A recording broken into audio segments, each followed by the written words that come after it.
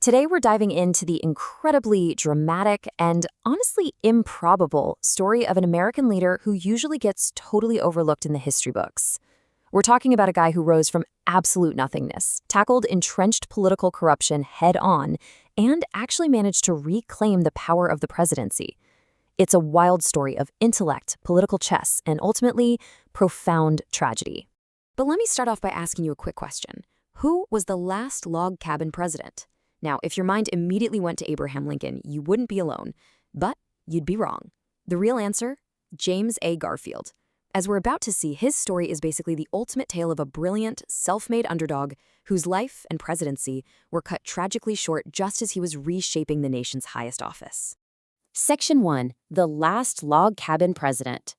Okay, let's dive right into this, because to really understand the man and the president, we absolutely have to start at the very beginning. And his origins? They're about as humble as you can possibly imagine for a future world leader. Born in 1831 in Cuyahoga County, Ohio, Garfield's life was just really difficult from the get-go. He was actually left fatherless by the age of 2. He grew up in such stark poverty that, just to survive, he worked driving canal boat teams. Seriously. But despite this brutal start and all that grueling physical labor, he had this fierce, undeniable determination to learn. He literally earned his own money to pay for his education, and this perfectly sets up the ultimate David versus Goliath narrative that really defined his entire life. He wasn't handed a single thing. He fought for every inch of his success with pure grit and intellect. Section 2. From Scholar to Soldier. So now we're going to trace his astonishingly rapid rise from a quiet academic life to becoming a bona fide military hero. The pace of his achievements here is just mind-blowing. Let's look at the timeline. In 1856, he graduates from Williams College in Massachusetts. He heads back to Ohio to work as a classics professor at a place that later became Hiram College. And get this, within a single year of teaching, he is made the president of the college. I mean, wow. During this time, in 1858, he marries his fellow student, Lucretia Rudolph, and they go on to have 7 children together. But he definitely doesn't just stop at academia. By 1859, he's elected to the Ohio Senate as a Republican, where he strongly advocates coercing seceding states back into the Union. And then, when the Civil War breaks out, he literally puts his life on the line for those beliefs. In 1862, during a really tough time when Union military victories were scarce, he successfully leads a brigade at Middle Creek, Kentucky. So at just 31 years old, he becomes a brigadier general. And then 2 years later, a major general of volunteers. But here's a really surprising historical detail. While he was out fighting in 1862, the people of Ohio actually elected him to Congress. And President Abraham Lincoln himself stepped in and personally persuaded Garfield to resign his military commission. Lincoln's reasoning? Well, he figured it was far easier to find major generals than it was to obtain effective Republicans for Congress. So Garfield obliged his commander-in-chief, he stepped down from the military, entered the political arena, and went on to win re-election for 18 years, eventually becoming the leading Republican in the House of Representatives. Section 3. The Dark Horse Nominee. So let's fast forward through his long congressional career, right to the 1880 Republican Convention. Garfield arrives there with a very clear, simple mission: secure the presidential nomination for his good friend John Sherman. He had absolutely no intention of running for president himself. None. But, well, things did not go according to plan. Garfield completely failed to win the nomination for his friend. Instead, the convention just deadlocked in this bitter stalemate. And Garfield became the ultimate dark horse. You know, a little-known, unlikely, or reluctant person who unexpectedly emerges to prominence in a competition. To break the deadlock, the convention turned to him, and he completely unexpectedly emerged from the chaos as their highly reluctant presidential nominee.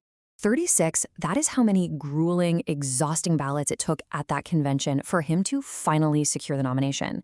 It's a real testament to the sheer unpredictability of the political process back then.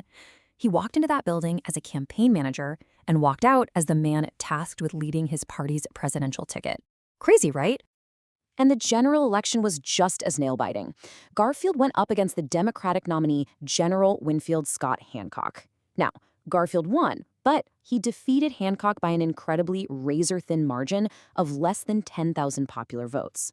Obviously, a win is a win, but he was definitely entering the presidency with a deeply divided electorate.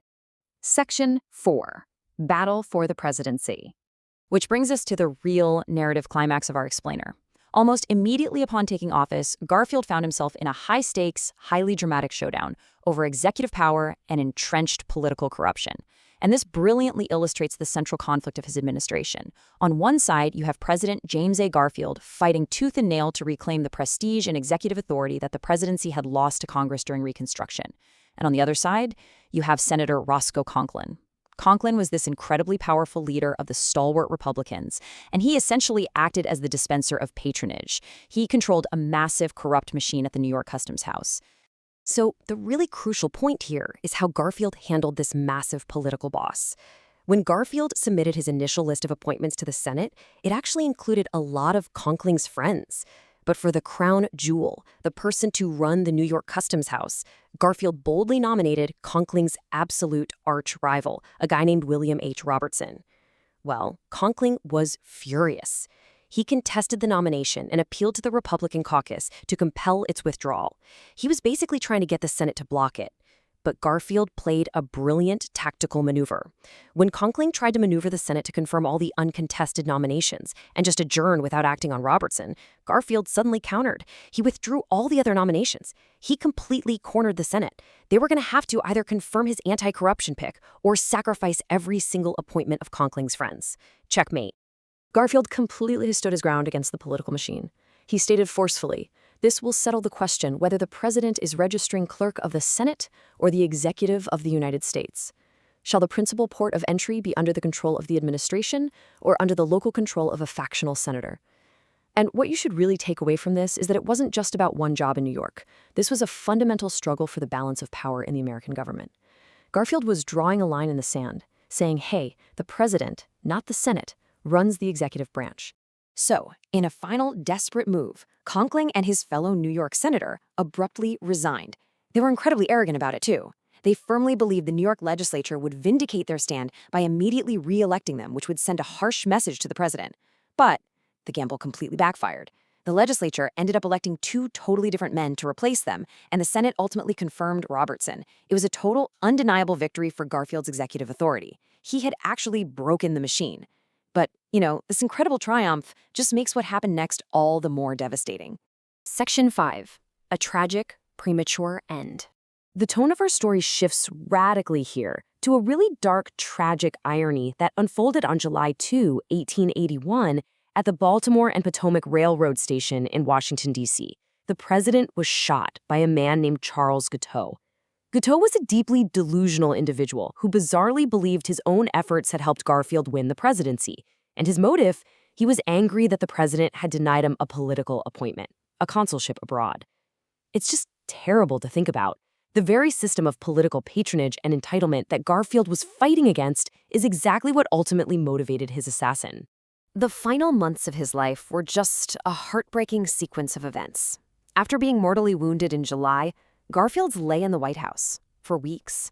And in this fascinating collision of historical figures, Alexander Graham Bell, yes, the inventor of the telephone, actually brought in an induction balance electrical device he had designed. He tried unsuccessfully, unfortunately, to locate the bullet in the president's body using what was essentially an early metal detector. Then, on September 6th, hoping the sea air would help him recover, they moved Garfield to the New Jersey seaside. He seemed to be recuperating for a few days, but tragically, on September 19, 1881, he died from a massive infection and internal hemorrhage. Which leaves us with this massive, really haunting question. How might American history be different if this brilliant, corruption-fighting president had survived?